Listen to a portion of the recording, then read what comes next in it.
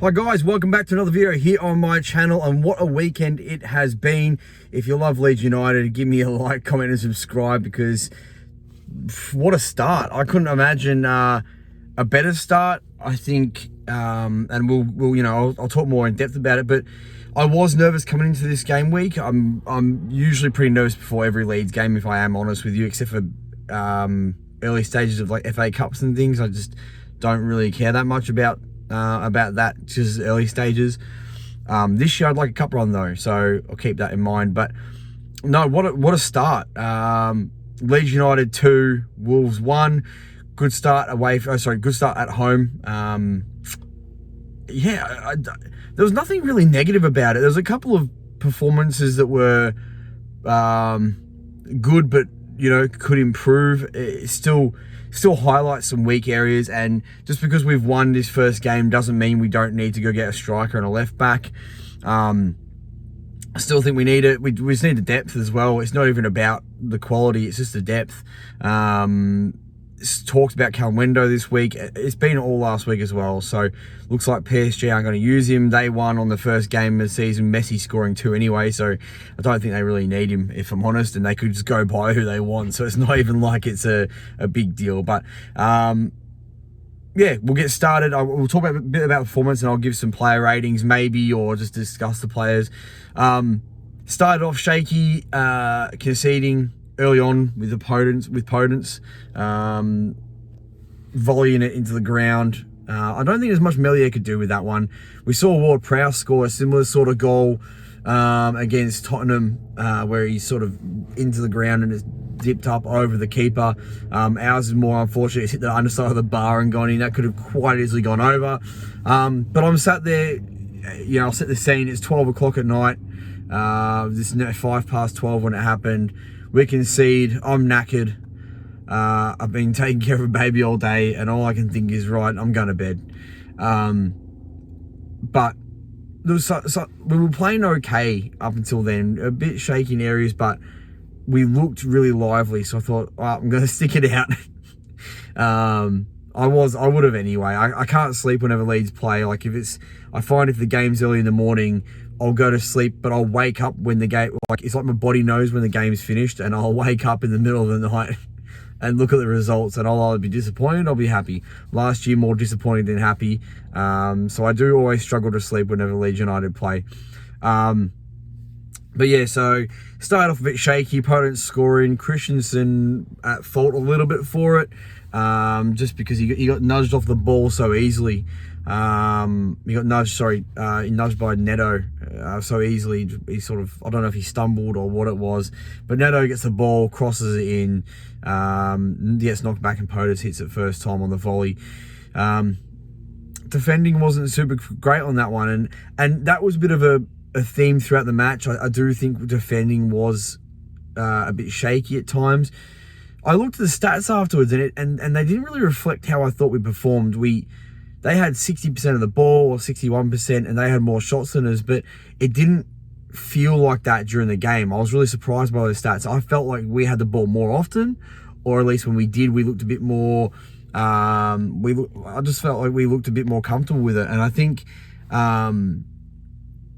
maybe the second half, where they had a bit of a dominant patch, is where that possession has come from. But yeah, really, really strange. I didn't expect it to be like that. And to be honest with you, they created a couple of chances. Meslier had a great save towards the end of the first half. Podence got a through ball and went to go finish it, and Meslier stuck a leg out. He saved that perfectly. So I thought Meslier actually had a really fantastic game. I thought he distributed the ball well. I thought he looked quite comfortable, dominant in his area. I think he was fantastic. So yeah, went 1-0 down, but we still looked really lively, and that's one thing last year we lacked, was a reaction after conceding. We reacted really well. We stuck to the game plan. We kept the intensity up.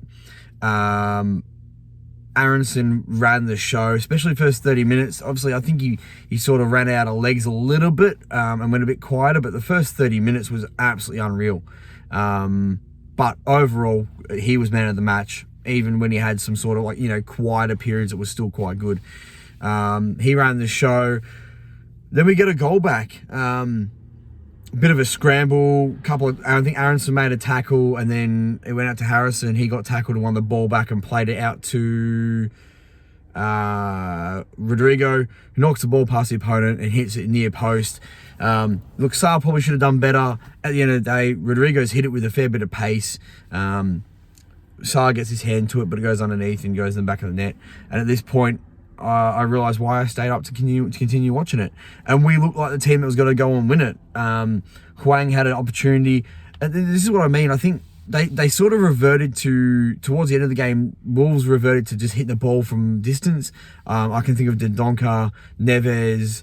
Neves did at least twice. There was a couple of opportunities out there, 12 shots, where they were just sort of hitting it from nowhere, really speculative efforts. Whereas all our efforts were really, really, quite clear cut. But yeah, so we go in at half time, 1-1, probably deserved to be winning on the run of things. Maybe, I would have thought 2-0 in the first half is how we played. I felt like we ran them off the park. They didn't deserve their goal, really. They had 1 or 2 chances, but except for that, I thought they were pretty poor. And we go to half time pretty positive. Second half rolls around, and we'll start to become a bit more, get on top a bit more, looked a bit dangerous. You could see some players running out of legs, and we make our first change. Now, I'll be honest with you, I was one of, I feel like, many that saw Click come on for Rodrigo and thought, oh no, this is the end. But Click did really, really well. The substitutions were all really good. I guess when you ask Click to play 90 minutes at full ball, and it can be a bit of a psychological thing, knowing you're going to play 90 minutes and you know it's going to be tough and you know it's going to be hard, it can play into your mind a little bit. Whereas if you ask him to go on there and say, right, you've got 30 minutes to work your bollocks off, it's easier to justify doing that. Oh, it's only 30 minutes, I can get through that easy and work your ass off. But he came on and looked great. Link-up play was fantastic, created a few opportunities, and Click did really well. But this shows the depth that we have now on the bench. Click and Forshaw and Gelhardt and and Greenwood. All these players are now bench players, and the depth is ridiculous. I thought we were the better team. I thought we were the better team. They had a little stretch. We made some subs and it quieted down. Greenwood was all right when he came on. Same with Gelhardt. Didn't come a bit later, but he looked all right. Overall, yeah, fantastic. And then it did feel like a goal was coming for Wolves, but we weathered the storm, which is exactly what we wanted to do. And then an inspired play. If you watch the training videos, you see that sort of build up for the second goal, playing through the lines. You see the 2 lines set up in the training field and they're playing it forward. It's coming back by one. Like, it'll sort of go forward from the midfield into the forward line, come back one space, and then they're working between the spaces and they play that ball through, and they're working on that ball across the box because that low and hard across the box. It is so such an important cross, and you see most of the top teams doing it. Liverpool's and Man City's, that's their go-to. That's their bread and butter. Bamford goes through, crosses the ball into the middle of the box, and Aronson gets on the end of it, given an own goal by Ait-Nouri. But again, Aronson was there, and we had players arriving, and we had an opportunity in the first half where Bamford, Harrison crossed the ball in, and Rodrigo was front post and Bamford was back post. We weren't doing that last year, and one thing I will say about this, the way we're playing now compared to Bielsa, is we're not afraid to have an effort from distance as well. And I'm not talking 30 yards. I'm talking we're working the ball into the box and trying to get across in, but also not afraid to cut it back to the edge of the area and have a crack. Aronson did. I think Rodrigo tried to at one point, but there was a couple of different times where we got the ball and didn't just try to walk the ball in the back of the net.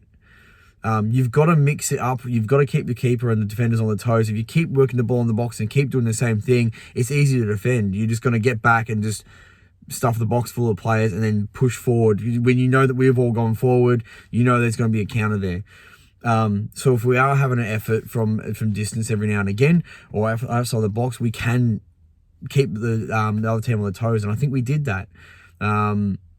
You got to remember, this is a Wolves side that will probably finish mid-table. That is a good starting 11. They don't have depth, but it's a good starting 11.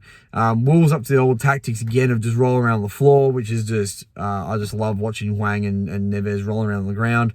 Again, punished them for it, you know. But yeah, overall, very, very good performance. I won't give a play rating, but Melier was fantastic. I can't fault his performance. Llorente surprised me, really, really good. I do question his consistency. I do think we need to get a left back in so we can put Stroik back in the middle there with Robin Koch, but Llorente played well, and with depth means that these players have to play well. They've got way too comfortable the last few years, and every Leeds fan has known that. Bamford's been comfortable. Llorente's been somewhat comfortable. Phillips was comfortable. Melier's been comfortable. Firpo was comfortable. Ayling's been comfortable. All of them have been comfortable. Now there is some depth and there is positions to be gained. There is players who are hungry to grab positions.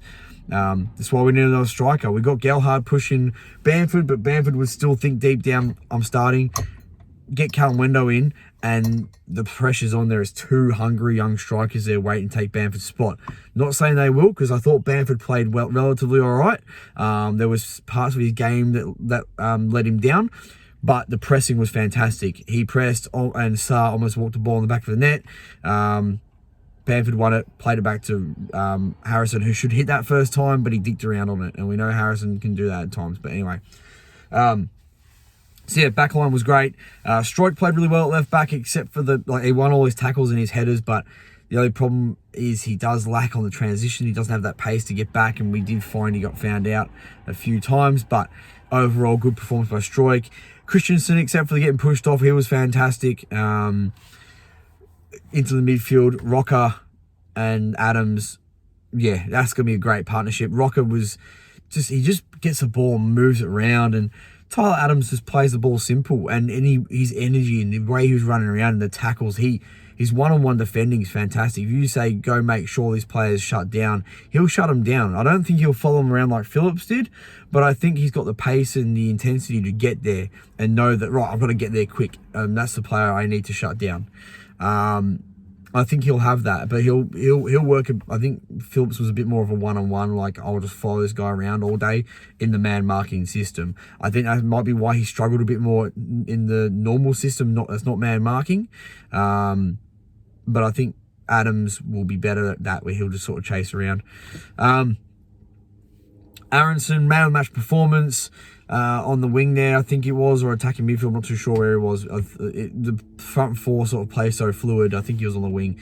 But man of the match, gets on the ball and just runs at defenders and just causes havoc. And he's got a great through ball on him. He can pick a pass. He can, he's unlucky not to have a goal. But he just looked really, really lively. Rodrigo, thought he played well, got himself a goal. Yeah, he was fantastic. Bamford was great in the pressure, in the pressing and the pressure. It's just his touch can let him down. Should have had a goal. Great cross by Harrison, and he should have had the headed goal. Great save by Sarr. But I think just Bamford's just his touch can let him down a little bit at times. There was one ball that came onto his left foot as well, and he still messed the touch up. So, except for that, he did all right. It's just his link-up play and his touch let him down just a little bit. His hold-up play and his touch. But except for that, good performance. And Harrison was great as well. Couple of little things here and there he could have done better, but overall pressing was high. One thing I liked is he was attacking. He was attacking defenders. He's been known to sort of go down the line, cut back and play it round. He actually was attacking and going at defenders, so I really, really like that. Overall, great performance. I will finish on this note. If we were a top 6 side, that's a penalty every single day of the week. I don't know if it went to VAR and they deemed it as the ref doesn't need to look at it, but if they have, that is a shambles. That is an absolute shambles. In what world does that not go to VAR? Christensen's won the header, played it across the box. Sarr comes in late and takes him out. He's got a big bruise on underneath his eye for the rest of the game. How is that not gone to VAR? How is that not a pen?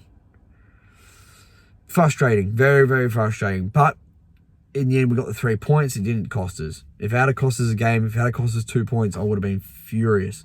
But should have had a pen. And it goes on and on. I feel like this is what happens with Leeds. You just sort of... We don't get these sort of calls. Like, how many times did last year did Dan James get fouled and it didn't go to VAR?